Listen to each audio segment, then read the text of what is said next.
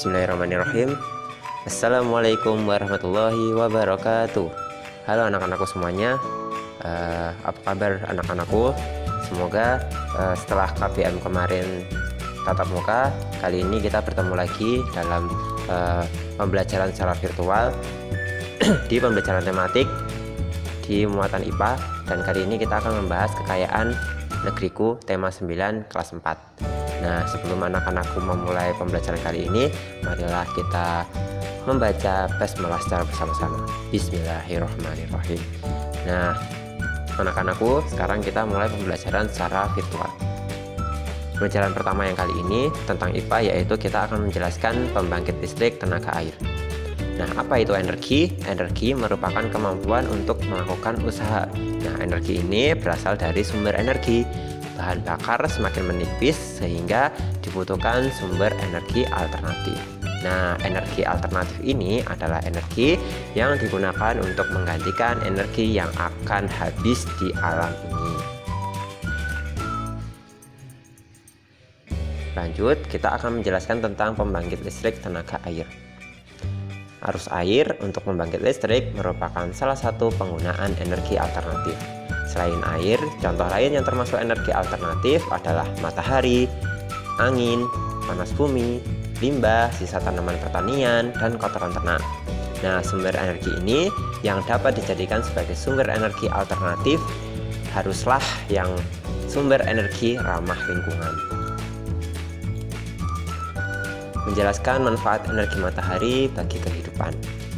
Nah, kita semua sudah mengetahui bahwa di alam kita ini terdapat sumber energi yang dapat diperbaharui dan tidak dapat diperbarui.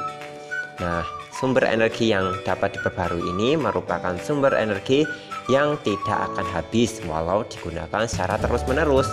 Nah, sumber energi yang dapat diperbarui ini contohnya air, matahari, angin, hewan, dan tumbuhan.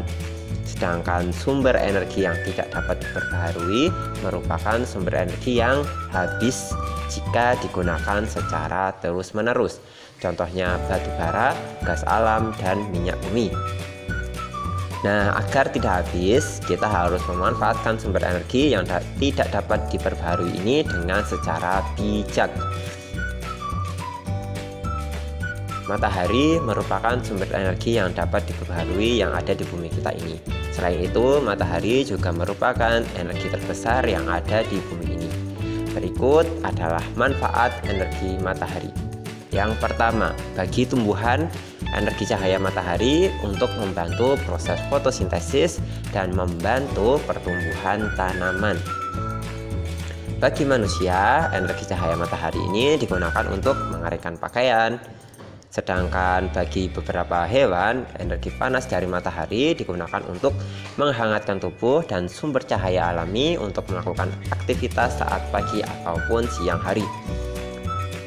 Nah, sekarang bagi alam, energi matahari ini digunakan untuk menghangatkan suhu bumi dan menerangi bumi saat pagi dan siang hari ataupun siang hari. Nah, menjelaskan pemanfaatan dan perubahan bentuk energi. Minyak bumi, gas alam, arus sungai, dan sinar matahari itu merupakan sumber energi yang dimanfaatkan oleh masyarakat untuk melakukan berbagai aktivitas.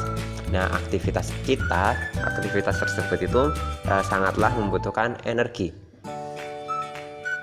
Energi itu dapat berubah bentuk. Nah, perubahan bentuk energi inilah yang dimanfaatkan oleh manusia. Berikut contoh perubahan energi dan pemanfaatannya. Yang pertama, energi listrik. Nah, energi listrik yang dialirkan akan memanaskan lempeng logam setrika sehingga dapat digunakan untuk merapikan pakaian pada setrika ya. Kemudian kalau energi kimia dari batu baterai, ini membuat remote televisi dapat digunakan untuk menghidupkan televisi, remote AC menghidupkan AC.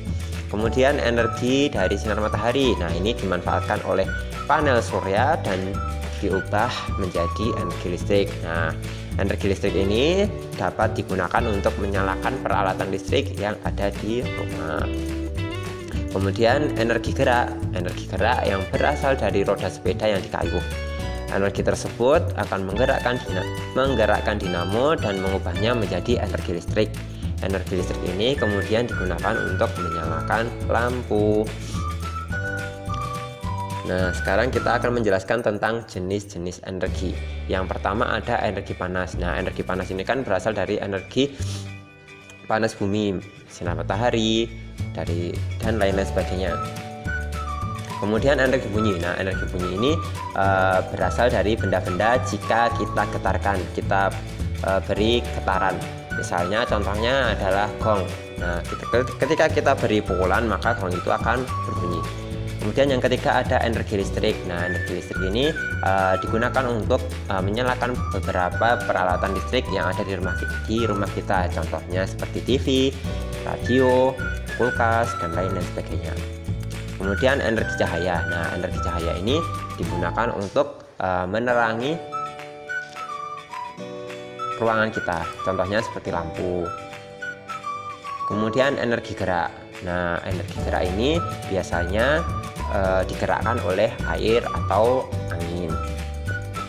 Kemudian energi kimia. Nah, energi kimia ini contohnya seperti batu baterai, bahan bakar, dan lain-lain sebagainya. Menjelaskan penghematan energi dan pemanfaatan energi alternatif. Dalam kehidupan sehari-hari kita menggunakan berbagai macam sumber energi. Salah satunya energi dari fosil sebagai bahan bakar gas. Energi dari fosil merupakan sumber energi yang tidak dapat diperbarui. Pemakaian secara terus-menerus dalam jumlah besar akan membuat cadangan energi dari fosil semakin berkurang dan habis.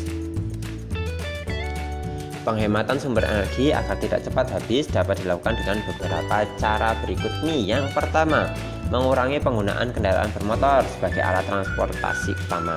Yang kedua, lebih memilih jalan kaki atau bersepeda jika berpergian dalam jarak yang dekat. Yang ketiga, mematikan peralatan listrik jika tidak digunakan. Kemudian yang keempat, menggunakan sumber energi alternatif sebagai pengganti energi dari fosil.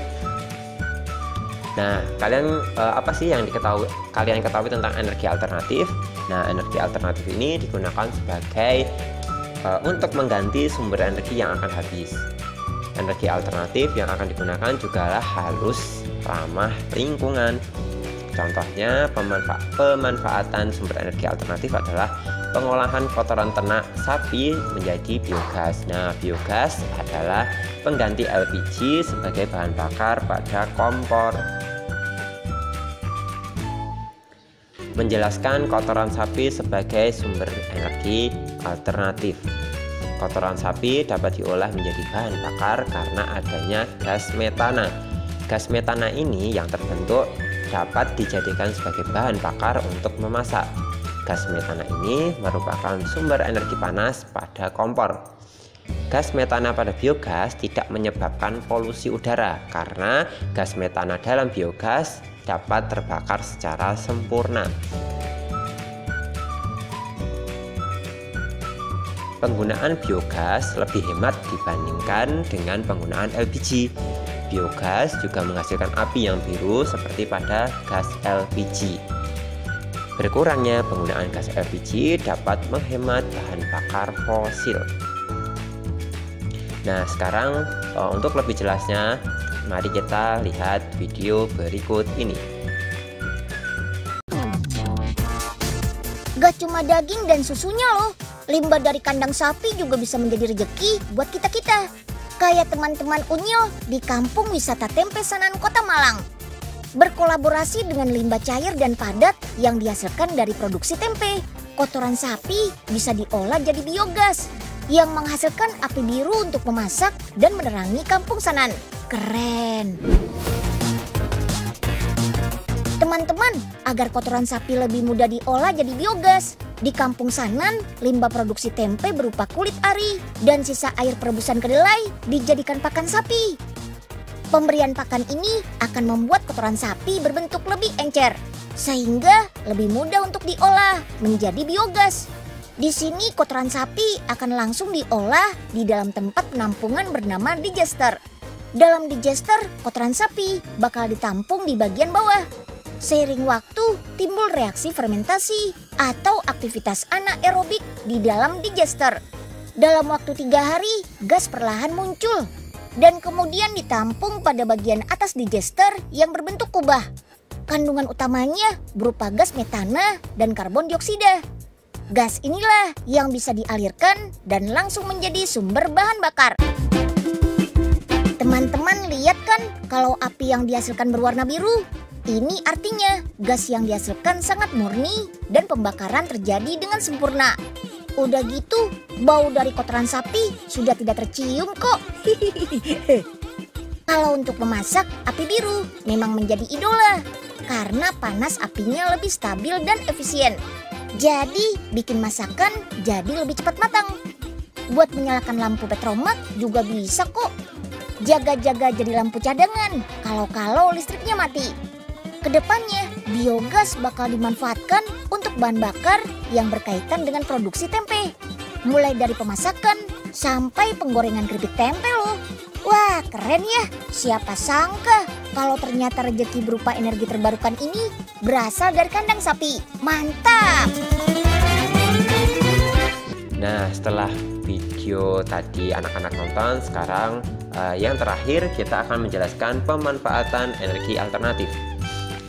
Salah satu upaya menghemat penggunaan sumber energi adalah menggantinya dengan sumber energi alternatif. Sumber energi alternatif merupakan sumber energi yang tersedia di alam dalam jumlah yang melimpah dan tidak akan habis walau digunakan secara terus-menerus. Penggunaan sumber energi alternatif juga tidak menimbulkan polusi bagi lingkungan. Beberapa contoh sumber energi alternatif antara lain matahari, angin, air, panas bumi, biogas, dan biomasa. Nah, itu tadi anak-anakku semuanya pembelajaran IPA kali ini. Semoga pembelajaran kali ini meskipun daring kembali, anak-anakku bisa mengambil ilmunya secara baik. Mungkin itu saja yang Pak Ihsan dapat sampaikan. Mohon maaf jika ada salah kata. Kita akhiri dulu dengan membaca hamdalah secara bersama-sama. Alhamdulillahirrabbilalamin. Cukup sekian dari Pak Ihsan.